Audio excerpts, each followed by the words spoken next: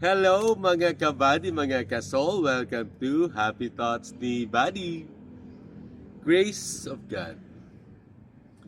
I have made a lot of mistakes in my life. Most of it, I'm not really proud of. Of course, mistakes then. And I have seen the dark side. It's so dark that there's this alley sa dati kong tinitirhan na every time I will go there, I can see the face of the devil. This close. Magsishape ang mukha niya, eyes, nose, lips, yung sungay niya, and then it will smiles on me. The problem at that time, hindi ako natatakot. The problem at that time, I even want to embrace it. Moving sa bahay ni Saul, nung niyaya niya ako lumipat sa kanya, is not to change. I don't have any plan to change my life. Patapon na ako eh. As in, I have given up everything, including my faith.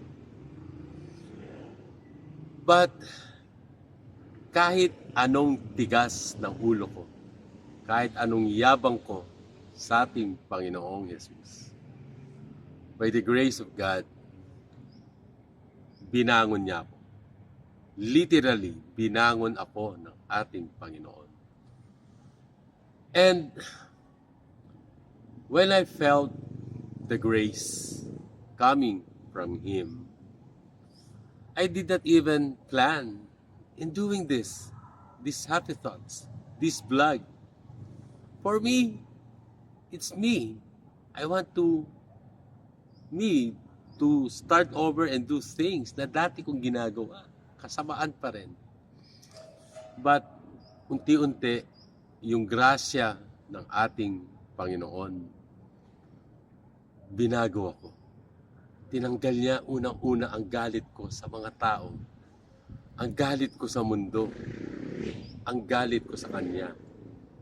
At tinulungan niya akong pagsisihan ko ng totoo ang aking kasalanan. Iba na kapag si Jesus na ang bumangon sa iyo. Iba na pag si Jesus na mismo ang yumakap sa iyo. Hindi mo ito kayang tanggihan.